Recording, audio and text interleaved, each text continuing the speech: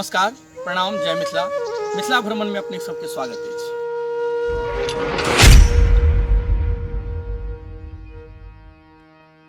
एखन हम सब पहुँचल छी पचही गाम में। पुनः एको ग्रामीणे छथि, हिनकर नाम श्री महेंद्र मिश्र छियनि और एकटा बहुत पुरान हिनका लग में किताब छनि, जे किताब में बहुत रास सब मिल के लिखने छथिन। बहुत रास संपादक छथिन, बहुत रास लेखक छथिन, ओहिमे एगो हिस्सा हिनको छियनि। और अगर हम कही तो गलत नहीं है जे चामुंडा स्थान पर में ई पहिलुक किताब भ सकैए। हमरा जहाँ तक बुझना जाइए जे ई किताब सबसे पुरान हेतै और एकर प्रति संयोगवश एके प्रति हिनको लग में बचल छनि, जे बड़ी मुश्किल से कनी टाइप के निकाललथि हैं।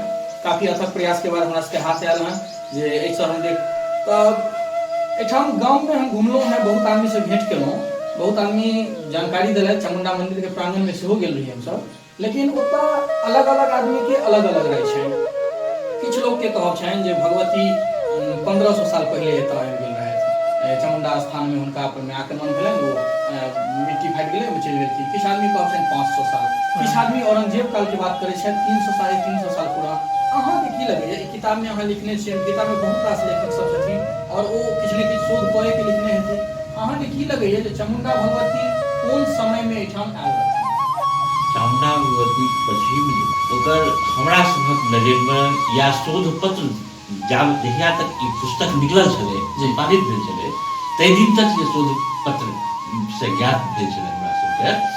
तऽ ई मुगल शासक के समय में 1450 के इर्द गिर्द वर्धमान झा उपाध्याय नामक एकटा तपस्वी ओजस्वी व्यक्ति भेल छलाह पश्चिम में, जिनका 3टा पुत्री छल। तो मतलब अहाँ ये कहबे जे 1450 एही के आसपास में 1450 के इर्द गिर्द, मतलब अहाँ ये कहबे जे 1450 ईस्वी के इर्द गिर्द में भेल छै, यानी कि या तो मुगल काल शुरू भेल हेतै वही के आसपास में, या फिर वो समाप्ति के दौर में हेतै और औरंगजेब काल शुरू होय वाला शुरू।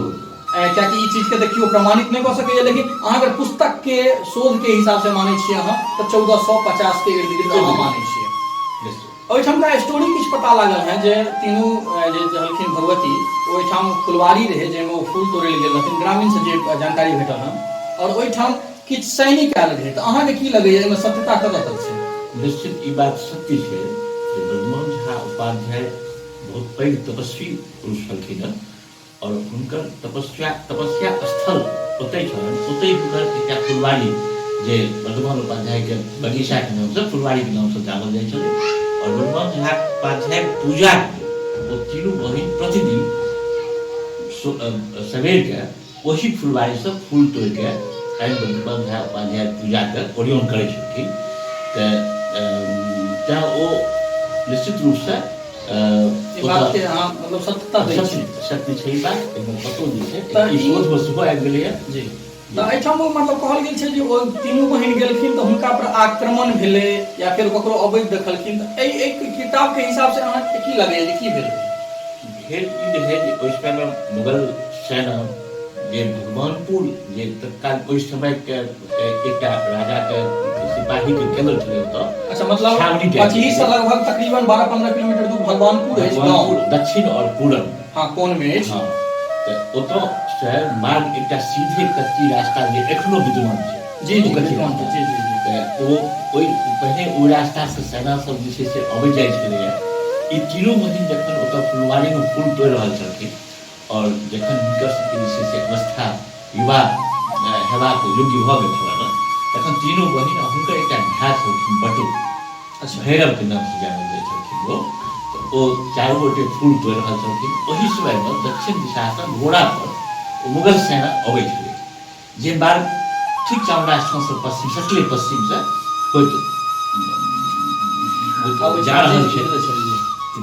ओ सैनिक सब जखन चामुंडा स्थान के समीप एलै, ओ चामुंडा स्थान के वर्तमान में फुलवारी रहे, तो ओ सब सैनिक सब जे फुलवारी में फूल तोड़े हिनका तीनों बहिन के देखल गए। देखला के बाद ओ सब थोड़ी जे छै से हिनका सब दिस आकृष्ट भऽ गेलै आ ओकर सबक नियत जे छै से ठीक नहीं लगलक हिनका सबके, और ओ घोड़ा रोकि के ओ सब जे छै से फुलवारी की तरफ बढ़ऽ लगलै। तेहन स्थिति ओतऽ उत्पन्न भेलै जे ई सब भयभीत भऽ कऽ तकर बाद जे छै से देखलखिन जे आब हमर सभक प्रतिष्ठा नहि बचत, मर्यादा हमसभ रक्षा नहि कऽ सकैत छियै। तेहन स्थितिमे ओ पृथ्वी माँसँ से एकटा निवेदन केलखिन हेँ, जेना मतलब सीताजी के पृथ्वी फाटि गेल रहनि ओही तरह निवेदन केलखिन जे हे मन हमर पिता यदि कनियो धर्म केने छथि, तपस्वी छथि, तऽ हमर सभक प्रतिष्ठा बचाउ, अहाँ हमरा शरण दिअ। ठीक ओहि टाइम एकटा हुंकारके संगे पृथ्वी फटलै, और फटलाके बाद तीनों बहिन ओतऽ समा गेलखिन, आ हुनकर भाय जे छोट अबोध रहै ओहो बगलमे जे छै से ओतै ओ फाटल धरतीके तौरमे चल गेलै। अच्छा, एकटा हम जानकारी चाहब अहाँ से। अहाँ कहलिए जे हुनका एगो बच्चा रहनि, यानी लड़का सेहो रहनि, लेकिन हमरा जहाँ तक ग्रामीण से पता चलल जे हुनका लड़का नहीं रहनि। तऽ एहिठाम दू तरहक बात भऽ जाइ छै, यानी किताब के हिसाब से अहाँ कहि रहल छियै, शोध के हिसाब से कहि रहल छियै जे हुनका एगो लड़का रहनि, बटुक रहनि, जे सेहो ओतऽ समा गेलखिन, यानी तीन बहिन संगे एगो हुनकर भाई सेहो ओतै समा गेलखिन। तऽ ओहिठाम जो समा गेलखिन, ओहिके बाद पता कोना चललै लोकके या फिर हुनका पिताजी के कि एहिठाम हमर सब बहिन ओतऽ छथि, या फिर ओतऽ तकने हेथिन? वर्तमान झा उपाध्यायके पूजा फूल तोड़ल ओ सब आयल रहथिन, फूल लऽ कऽ जखन वापस नहि गेलखिन तऽ वर्तमान झा उपाध्याय चिंतित भेलखिन। चिंतित भेलाके बाद से ओ व्याकुल भऽ कऽ से ताकऽ चल एलखिन फुलवाड़ी तकै छै। ओतहियो जे छै से देखलखिन जे किछु खंडहरनुमा, ताबत ओ पृथ्वी भरि गेल रहै, लेकिन खंडहरनुमा ओ जगह बनल छलै, और ई ओतऽ बैस कऽ कामा खींचऽ लगलखिन जे बस के छै कोनो जानवर पर बचा के या तकर बाद ओहि रातिके से हुनका स्वप्न भेलनि जे हम सब अहाँ चिंता नहीं करू, हम सब एना घटना हमरा सबसँ घटल है, हम सब जे छै से ओहिठाम छी, तऽ अपने जे छै हम अहाँके पुण्यसँ अर्जित पुण्यके प्रतापसँ हमसब हमर प्रतिष्ठा बचल, आ हमसब जे छै आब हमसब निकलि नहि सकै छी, आब हमसब जे छै से धरतीमे सुना गेल छी, तऽ हम अहाँ चिंता नहीं करी। एकर प्रमाण जे छै से ओतऽ ई भेलै जे बहुत दिन तक, लगभग 200 वर्ष तक, मतलब 1450 ईस्वी के बाद लगभग 1650 ईस्वी तक केस 3 ठाम जे छै माथक केस अच्छा से देखल जाइ छै। मतलब 1600 ईस्वी तक हुनकर तीनू के केस देखल जाइ छलनि जी। जे बूढ़ बुढ़ानुस जे गाँव के छलखिन ओ अपन ई खिस्सा सब लोग सबके कहैत कहैत एखन तक ई बात चलि आबि रहल छै जे केस हुनकर देखाइ छलनि। तऽ फेर एहन भेलै जे ओहि समयमे केस कहियासँ नहि देखा रहल छै तकर बारेमे कहि रहल छी। एहन भेलै जे धियापुता सब खेलाइत खेलाइत एक समयमे एहन भेलै जे ओ केस के खींचे कोशिश केलकै, एहि बातक देखऽ कोशिश केलकै जे सहीमे ई छै कि नहि छै कि नहि छै। तो केस पकड़ के जे खींचलकै तऽ खून निकल। अच्छा, आ निकललाके बाद ओहि दिन से फेर जे छै से केस विलुप्त हो, और वही जगह पर 3टा माटिक जे छै से अच्छा, यानी ओ पीढ़ी जे बनल छै ओहि नीचामे ओ स्थापित छथिन, ओ समा गेल छथिन ओही जगह पर। अच्छा, ओहिठाम बहुत रास घटना के सेहो देखलिए जे बहुत रास सब आदमी के अलग अलग कहब छनि जे फल्लाँ चमत्कार हम देखलहुँ, फल्लाँ चमत्कार हम देखलहुँ। किताब की कहै छै, की ओतऽ की चमत्कार होइ छै? होइ छलैया, आ वर्तमानोमे किछु एहन तथ्य छै जकरा पर अवलोकन केलाके बाद ई लागत जे ओ जगह सहीमे जे छै शक्तिपीठ छै। तऽ ओ ई सब घटना होइ छलै जे हमसब अपन पूर्वजके द्वारा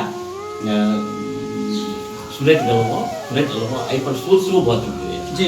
जेना गाँवमे ओहि समयमे गाँवमे जे कोनो भोज भात होइ छलै तऽ लोक चामुण्डा स्थानके पोखरि जे छै ओहि पोखरिके पार पर जाकर ठाढ़ भऽ कऽ भगवतीके प्रणाम कऽ कऽ कहै छलनि जे भगवती, ओहि समयमे तऽ माटिक बर्तन चलै छलैया, आ लोक गरीबी बेसी रहै तऽ बर्तन रहै नहि, तऽ कहै छै हमरा बर्तन देल जाओ, आ हम भोजक बाद फेर जे छै अहाँके बर्तन वापस करऽ।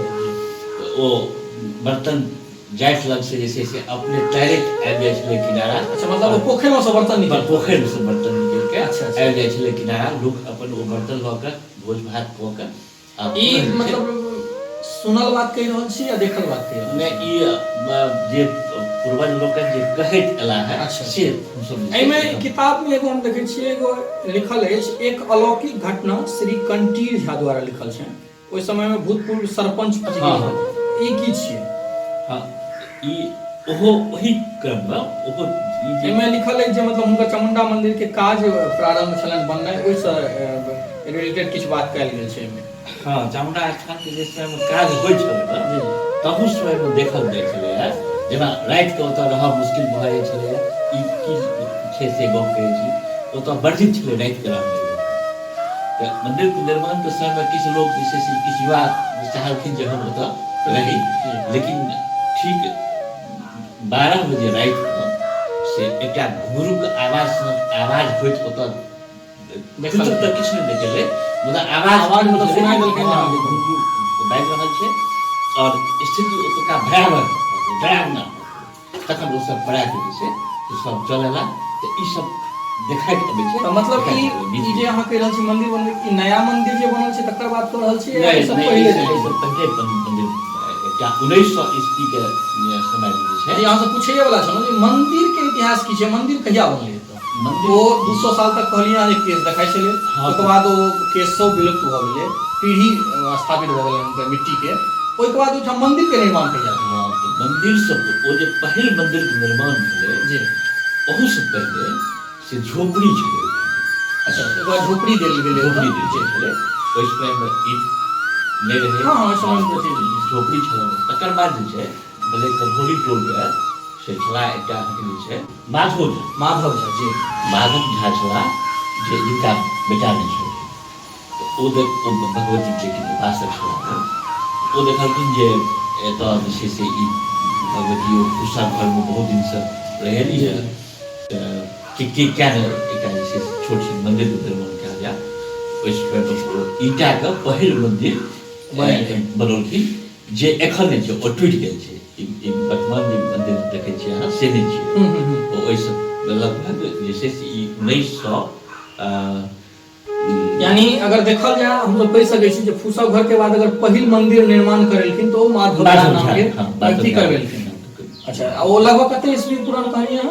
लगभग 1910 यानी 200-250 साल पुरान मंदिर रूप से ओतऽ बनल छै। 200-250 साल पुरान बनल छलै जे टूटि गेल। जी टूटि गेलै, ओहिके बाद फेर नया मंदिर सब बनैत गेलै, पुनः एखन जे अलौकिक मंदिर बनल अछि।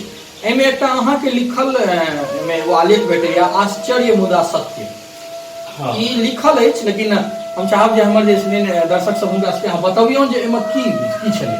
ई सब ओहि समय से लऽ जी। के हम सब जखन तक जे छै से हमरा सबके जानकारी जखन तक भेल छल, ताहि समय तक एकटा अलौकिक घटना छल। जी, और पूरे इलाका गाँव के तो लोग के सब बुझले छलै, ओहि समय के लोग के भेल की छल? भेल ई छलै जे एक बेर के राति के ठीक 10 बजे के करीब से एकटा तमघैल चमकैत सोना के तमघैल जकाँ चमकैत जे छै, इसराइन चौर छै दक्षिण में, उम्हर से ओ जे छै से चूँकि गंगा सेहो आबि गेल छथिन इसराइन चौर में, जकर एकटा अलग वृत्तांत छै।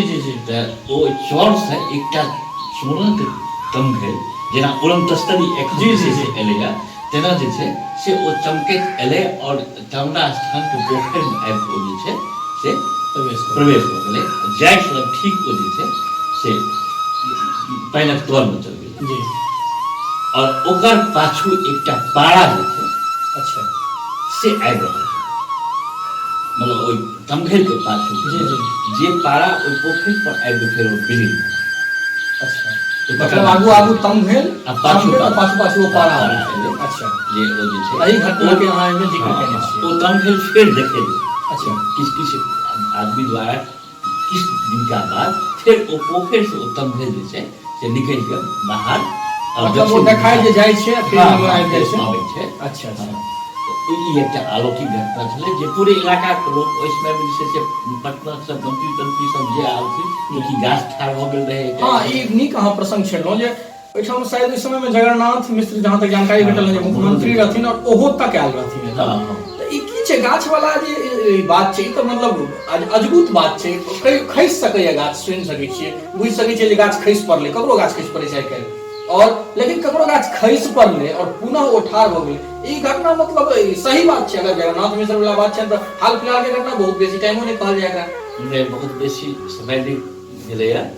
और पहिल बेर डॉक्टर जगन्नाथ मिश्र जखन मुख्यमंत्री भेल छलाह तखनका ई घटना छै तकर किछुए दिनका बाद जी भेलै चामुण्डा स्थानके प्राङ्गणमे एकटा विशाल और प्राचीन वटवृक्ष जी ओ वटवृक्ष एहन छलै जे लगभग 5-6 कट्ठा से ओकर शाखा फैलल छै तऽ ओ एकटा तिथिके से तूफान एलै और तूफान ओ गाछ जे छै से उलटि गेलाके बाद जे छै से सबके ई भेलै जे उलटि गेलै तूफानमे गाछ भारी छलै उलटि गेलै तकर बाद किछु दिनका बाद गाँवके ओ पूजा चामुण्डा स्थानक जे कमिटी रहै ओ ई गाछके जे छै से बेच देलकै मधेपुरके कुजरा ओ कुजरा तऽ गाछ चूँकि ततेक विशाल रहै जे ओ सबटा गाछ छै एक साथ लोग संभव ही नहीं चले जी कटैत जे छै से बहुत रास कटलकै और सील ओकर ततेक विशाल रहै जे ओ उठा नहीं सकलै ओकर शाखा सब तऽ काटि कऽ लऽ कऽ चलि गेलै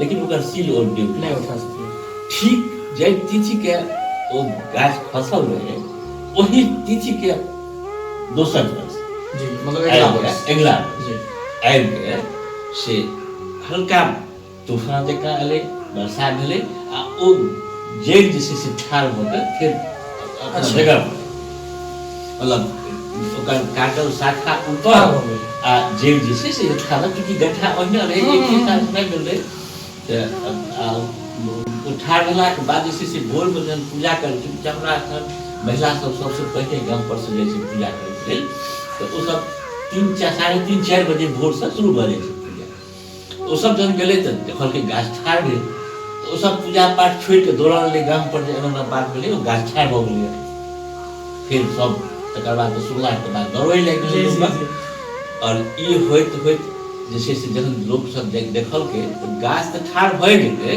संगे संगे ओकरा चारू भाग में जे छै से हरियर पल्लव जे छै कोपर निकलि गेल पल्लव निकलला के बाद ई एकदम ई बात जे छै से आर्यावर्त के ओहि समय में अखबार बिहार में जे आर्यावर्त छपै छलै तऽ ओकर वार्ता सब केलखिन कलेक्टर लग न्यूज गेलै मतलब उस समय के अखबार सब में न्यूज सब में जतेक न्यूज रहे सब जहां उस समय में जतेक के सब में रहे सब एलै तकर बाद जे छै उस समय कलेक्टर छलखिन ओ आबि यानी अगर एकरा अगर आंखों देखा हाल कहल जाय तऽ कोनो खराबी तऽ हम सब स्वयं देखै छी ताबे हम सब जे छै से पढ़ै छलहुँ छोट रही पढ़ै छलहुँ ई कते ईस्वी के लगभग बात है लगभग 76 ईस्वी करीब के जी अच्छा 75-76 ईस्वी की बात छै जी तो ई तो हमरा देखल इरा तावा जे रास्ता नहीं तावता चामुण्डा स्थान जाय के एकटा धूल जी ओई धूल पर बाटे जाइए हम सब और वही समय में से दोनों भागत के खेत वाला सब छला उनका सबसे निवेदन कऽ के सब जे से जमीन छोड़ के कि 10 फीट उम्र मतलब गांव के जे कियो रहन सब आग्रह कल गेलै यहाँ सब जे आप एहन भगवती वाला बात छै त मतलब कि मना करे के कोनो बाते नहीं सब खुशी छै आ जमीन तो देबे करके संगे कोदारि पकड़ के अपने सब रोड बनबे और हम सब कोदारि चलने छी हमर जते मित्र छ पछि के जते बस सब पार्टी छ संगी छ सब चलने छ बोले जी तो ये एक 23 पुलिस में डॉक्टर जगन्नाथ मिश्र आज ग्रामीण सबसँ भेंट घाट कऽ रहल छी हमसब और बेसी से बेसी जानकारी जुटाबे के प्रयास कऽ रहल छी एहि क्रम में हमसब एखन एलहुँ हँ टुनटुन मिश्र जी लग में जे एखन महादेव पूजा के वर्तमान अध्यक्ष सेहो छथि जे चामुण्डा स्थान में होइत अछि और ओहिठमका अगर पचही गाम के कहल जाय जे युवा जेनरेशन के प्रतिनिधित्व केनहार तऽ हिनका कहि सकै छियै हिनका से जानऽ चाहब जे चामुण्डा स्थान के बारे में हिनकर की छनि हिनका की बुझल छनि और की हमरा सबके बता सकै छै सबसे पहले अहाँके बहुत जानकारी भेटबे कयल जी बहुत जानकारी चामुण्डा स्थान के बारे में लेकिन विगत 10-12 साल पहिलुका जे इतिहास छै ताहिमे जहन भगवतीके मन्दिरके निर्माण होइ छलै एहि क्रममे दरभंगाके किछु मिस्त्री आयल रहै टाइल्स मिस्त्री जे रात्रि विश्राम चामुण्डे स्थानमे करै छलथि तऽ एहि क्रममे जहन साँझमे ईसभ सवेरे खा पी कऽ जहन सुतलथि तऽ हिनका सब अधिनियममे छलथि कहल जाय ताहि क्रममे हिनका सबके पायलके झनकारके आवाज पता चललनि जे पायल पहिर कऽ केओ जा रहल छै तालाबके तरफ चलि रहल छै और तिनको दाता बोर्ड रहे टाइम में संगमरमर के अथी नहीं रहे टाइम में टीन के बोर्ड पर लिखल गेल रहे मंदिर बननाइ नवका मंदिर बननाइ शुरू भेल रहे एहिमे दाता के लेल टीन को बोर्ड भेट गेल छलै टीन से लिखल जे रहे छै टीन के बोर्ड पर एही पर जे छै से दाता बोर्ड पर जब लगले हाथ से थप थप थप 3 बेर थप केलखिन और तालाब के तरफ गेलखिन आ फेरो ओतऽ से एलखिन ई सब सबटा ई सब देख रहल छलै। एकरा सबके डर बहुत ज्यादा भेलै। जहन फेरो वापस एलखिन और पायल के झनकार के संग मंदिर में प्रवेश कर देलखिन, ई सब डराइत जे छै से पहुँच गेलै चौक पर पहुँचले राइते में 9 करीब होइ छलै। हमहूँ दरभंगा गेल छलहुँ, हमहूँ दरभंगा से वापस अबै छलहुँ। एकरा सबके देखलियै तऽ 20-30 के चिन्है छलियै। कहलियै तू सब ओतऽ किया छल बैसल एखन? तऽ नहि मालिक एना बात, ई पूरा वृत्तांत जे हम बतेलहुँ हँ ई हमरा ई सुनेलथि। हमरो रोइयाँ जे अथी भऽ गेल। फेरो हम एकरा कहलियै कि नहि एतऽ एहन तरहके अथी होइ छै, भगवती दर्शन दै छथिन, एहि दुआरे अहाँसबके डरैके नहि काज, अपना आपके अहाँसब भाग्यशाली बुझू जे अहाँसबके भगवती दर्शन देलथि हँ। ताहि दुआरे कोनो घबराइके नहि काज छै। तत्कालीन हिनका सबके हम राधा कृष्ण मंदिर पर जे छै से सुतैके व्यवस्था कऽ देलियनि। फेरो प्रात भने से ई सब काज करऽ लगलथि और एहिठाम फेरो विश्राम करऽ लगलै। हिनका हम आश्वस्त केलियनि जे कोनो डरैके बात नहीं छै, भगवती साक्षात दर्शन देलथि हँ। एठाम मतलब अहाँके ई नहि लागल जे भूत प्रेत वाला बात छै, एठाम साक्षात भगवती एकदम बिल्कुल बिल्कुल। मतलब कतौ ने कतौ देखल जाए एखनो ओतऽ भगवती विराजमान छथिन, बिल्कुल और ओ एखनो एठाम चलै फिरै छथिन, जकर प्रमाण 5-6 साल पुराना अहाँ देलियै। बिल्कुल बिल्कुल। और अतबी नहीं, यदि केओ एतऽ नया श्रद्धालु एतऽ ई जहन एक प्रांगण में प्रवेश करता तऽ हिनका प्रवेश करते देरी किछु अलग अनुभूति होइ छै। हम पहिलियो बतेलियनि जे निश्चित रूप से गेट अलग अनुभूति होइ छै। ओ पहिलुक अनुभूति तऽ हमरा ओते प्राप्त भऽ जाइए जखन हम पचही गाम अगर कहल जाए, एक तरह से कहल जाए तऽ चौक पर प्रवेश करियो, चामुंडा नगर पचही अहाँ सब कहाबै छियै, लेकिन ओ जहन भगवती के गेट जे छै ओहि से प्रवेश करियो तऽ एगो अलगे अनुभूति लागऽ लगै छै। और प्रांगण में जाय के बाद तऽ ओहिठामका रमणीय वातावरणे किछु अलग छै। 1991 ईस्वी में जब हम सब महादेव पूजा के शुरुआत केने छलहुँ ताहिसँ पूर्व एतऽ कनेलक गाछ बहुत छल। अच्छा। अते कनेलक गाछ छल जे ई पूरा जंगल जकाँ लगै छलै। और एकरे हमसब काटि कऽ साफ सुथरा केलहुँ आ तकर बाद एकरा हमसब जे एखन हमरा सबके प्रोग्राम वाला जे स्थल या मेला स्थल यऽ तकरा साफ कऽ कऽ हमसब प्लान केने छलहुँ। मतलब 1991 से ओतऽ महादेव पूजा हर वर्ष मनायल जाइ छै। अच्छा, महादेव पूजा के की कहिया मनायल जाइ छै? अगर केओ कहिया आबि सकै छै महादेव पूजा देखे? सबसे पहले अपना सबके जे कोजगरा होइए पूर्णिमा के दिन, एहि पूर्णिमा का प्रात जे छै से परीक पड़ै छै। ठीक छै। यदि कोनो कारणवश दिन ओहि दिना गड़बड़ रहै छै तऽ तेसर दिन बनेबै। अच्छा। लेकिन परीब दिन से जे छै यानी कहल जाए कोजगरा के 2-4 दिन के बाद बस 1 दिन से 2 दिन के बाद जे छै शुरू भऽ जाइ छै अहाँके, और ई 5 दिवसीय होइ छै। अच्छा, एकटा चीज जानऽ चाहब जे हमर किछु देखैवला जे छथि ओ अगर चाहथिन जे हम चामुंडा स्थान अबियै तऽ ओ दरभंगा से कोना आबि सकै छथि? पचही गाम चामुंडा स्थान पर? हाँ हाँ, दरभंगा से में कोनो तरह के असुविधा नहीं है। यानी 57 पकड़ के ही खास कर दरभंगा से आबि जेतै झंझारपुर, और झंझारपुर से जे मधेपुर वाला पथ छै बस मधेपुर से 2 किलोमीटर पहले किनको कहथिन जे हमरा पचही पचही चौक पर उतरबा के त्रिवेणी चौक पर बस एहिठाम उतरि जेता। एहिठाम से रास्ता जे छै त्रिवेणी चौक से 10 कदम आगू जाओ के दायां रास्ता के लिए गेट छै। एहिमे एकटा प्रसंग भेटैया किताब में गंगा अनुकंपा कऽ के, जे श्री राजदेव झा अवकाश प्राप्त शिक्षक पचही द्वारा लिखल गेल छै। ई की छियै? ई बहुत महत्वपूर्ण घटना छै पचही के। जी।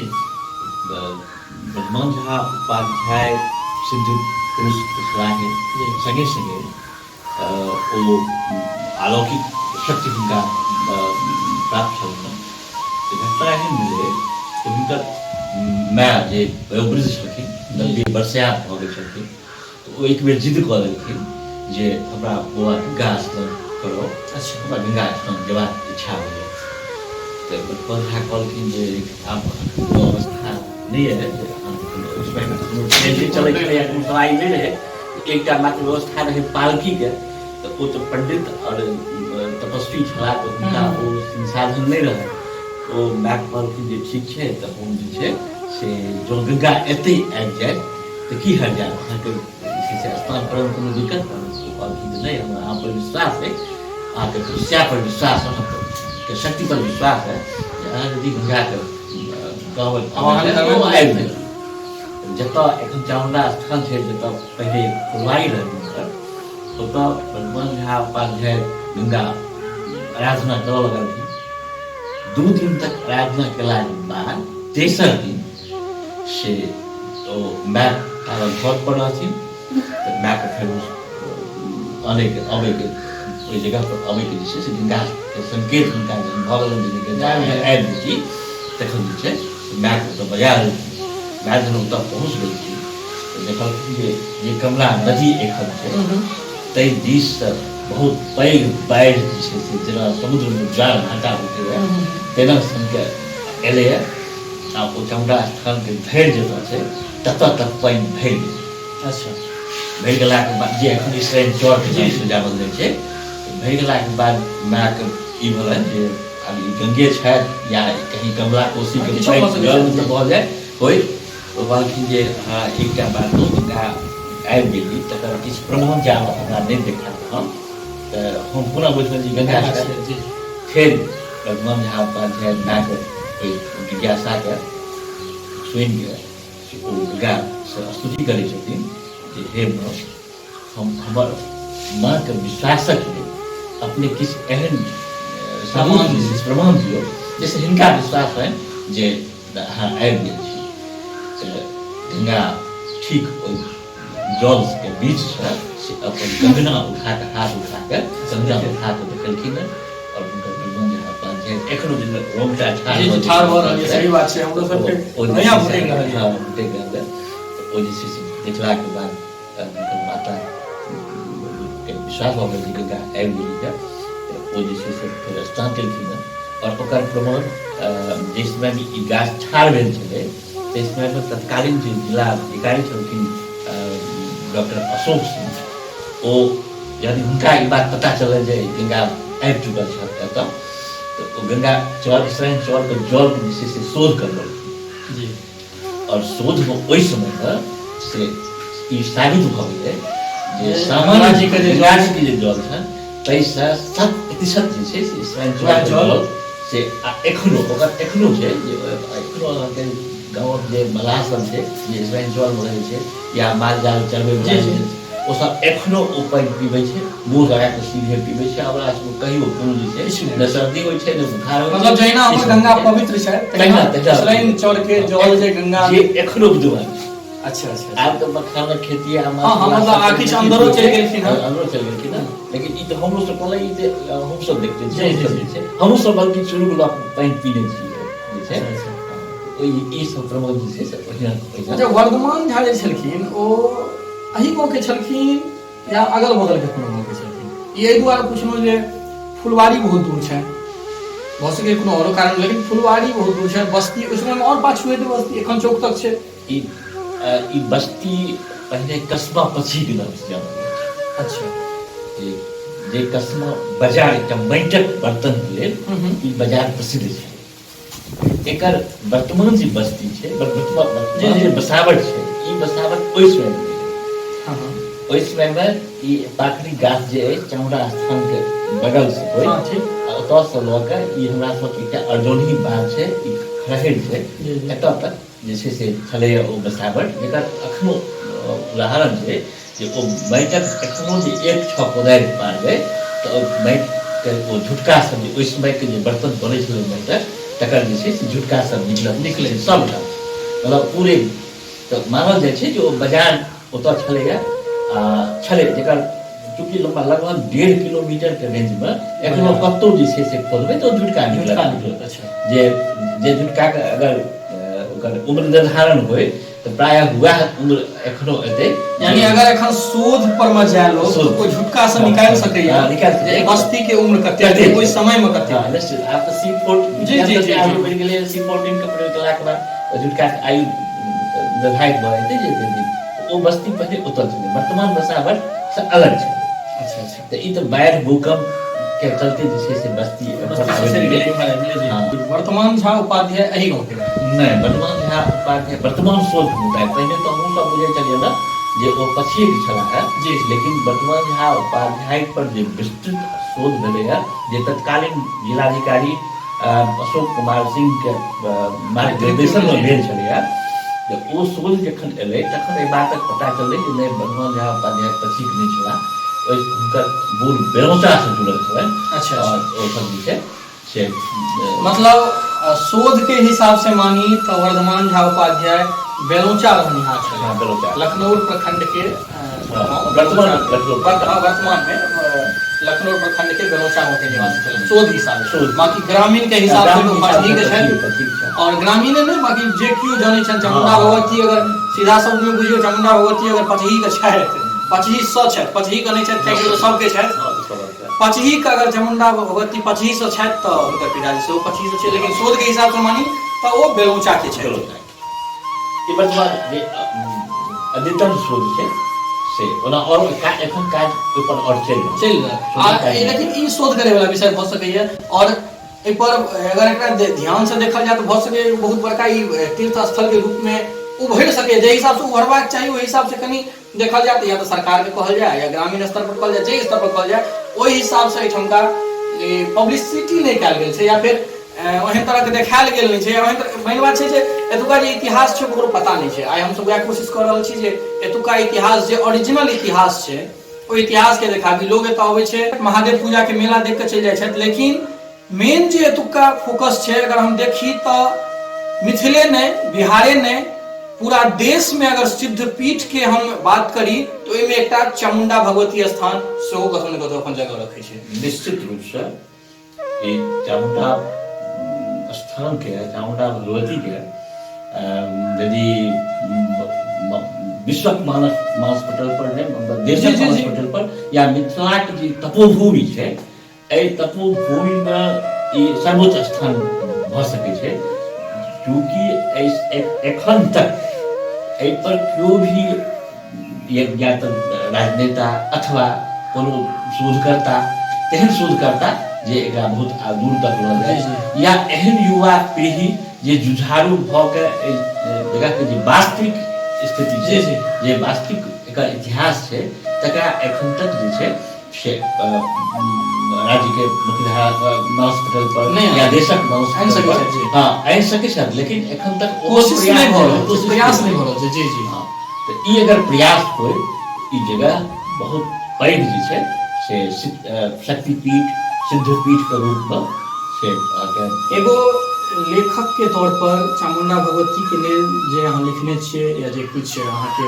मन में अछि अगर जते चीज के चर्चा केलहुँ ओ छोड़ के अगर हम अपन दर्शक के लेल अहाँ से किछु राय चाही तो अहाँ की देबऽ चाहबै जे एठाम आबी कहिया आबी कोन समय में आबी की चीज एठाम का जानकारी उपलब्ध करवाबी और अगर ई किताब जे हिसाब से बतेलहुँ यहाँ 21 पीस छै एकर मुद्रण हेबाक चाही और बेसी से बेसी लोग तक पहुँचबाक चाही एहि सब के बारे में किछु अहाँ अपन राय दै चाहबै हमरा दर्शक के लेल निश्चित रूप से सबसे पहले दर्शक के लेल तो हम ई कहबै जे अपन ओ बारी पटुआतीत वाला जे छै से भऽ रहल छै जे अपन घर में ओ जगह है ओ स्थल है जे अहाँ के विश्व मानस पटल पर जा सकैए जे शक्तिपीठ है सिद्धपीठ है चामुंडा स्थान जतऽ एखनो अहाँ अगर चामुंडा भगवती के स्थान के प्रांगण में कतौ अगर 10 मिनट अहाँ असगर बैसब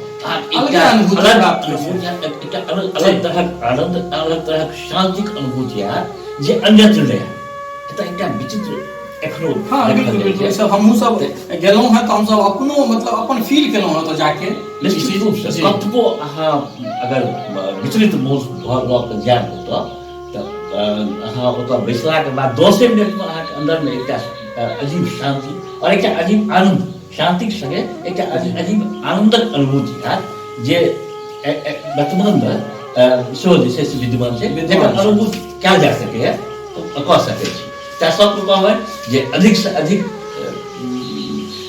दर्शक अधिक से अधिक जे क्षेत्रक लोक छथि ओ चामुंडा स्थान से जुड़थि एतुका महत्ता के बारे में एतुका इतिहास के बारे में जानकारी लेथि और जिनका से जते भऽ सके जिनका से जतेक संभव होय से ओ ई बात के आगू बढ़ाबै प्रचार प्रसार में सहयोग करथि हम दर्शकों सबसे चाहब जे वीडियो के बेसी से बेसी शेयर करी कियाकि अपना मिथिला में बहुत किछु छै ई तो सिर्फ हम एकटा चामुंडा स्थान के बात कर रहल छी बाकी अगला वीडियो में बतायब जे औरो एहन जगह छै अपना मिथिलांचल में छै और जेना कि बतेलथि जे बारी के पटुआ तीत कतौ न कतौ बिल्कुल सत्य बात छै एहिठाम से लोग वैष्णो देवी जाइए इतिहास बुझल छै हम ई नहीं कहै छी नहीं जाइए बिल्कुल जाओ भगवती स्थान छै बिल्कुल जाओ लेकिन चामुंडा स्थान तो अहाँके बुझले नहीं है चामुंडा स्थान में की छै ई चीज के जानकारी लिअ और ई चीज के जानकारी हम देव आइ चामुंडा स्थान के देलहुँ कल फिर पुनः कोनो दोसर जगह के मिथिला के हर कोन में अगर कतौ एहन जगह है हमरा सब लग में जे अहाँ सबके नजर में एबाक चाही हमरा अगर लगैए तो हम अहाँ सबके जरूर देखायब और कोनो जगह अगर हमरा से छूटैए तो हम आग्रह करब अहाँ सबसे जे हमरा सबके कमेंट कऽ के हमरा सबके मैसेज कऽ के जेना अहाँ सबके पहुँचायल हुए हमर नंबर अछि अहाँ बताओ जे फलना जगह पर आओ हम सब पहुँचब ओतऽ और ओहि जगह के यूट्यूब फेसबुक के माध्यम से अहाँ सब लग पहुँचायब हमर सबके काज बेसी से बेसी मिथिलांचल के जतेक भी पर्यटक स्थल, दार्शनिक स्थल जे भी अछि, जे हमरा सब लग में अछि लेकिन ओ अलोपित अछि, ओ चीज के हम अहाँ सब लग में राखब। तैं अहाँ सबके सहयोग के बहुत बेसी अपेक्षा छै। अहाँ सब अपन सहयोग बनेने रहबै। अहाँ सब एखन देख रहल छलहुँ मिथिला भ्रमण यूट्यूब चैनल सेहो छै। अहाँ सब अगर सब्सक्राइब नहीं केने छी तऽ सब्सक्राइब कऽ लिअ। और मिथिला भ्रमण नाम से फेसबुक पेज सेहो छै। अगर अहाँ सब फेसबुक पर वीडियो देख रहल छी तऽ फेसबुक पेज फॉलो कऽ लिअ, और यूट्यूब पर देख रहल छी और एखन तक सब्सक्राइब नहीं केने छी तऽ चैनल के सब्सक्राइब कऽ लिअ। लिंक के शेयर जरूर करियो। धन्यवाद। हम कौशल झा, हमरा संगे छथि नवनीत झा जी। आइ हम सब चामुंडा स्थान के वीडियो देखाबै छलहुँ। फेर उपस्थित है अगला कोनो और वीडियो के संग। धन्यवाद।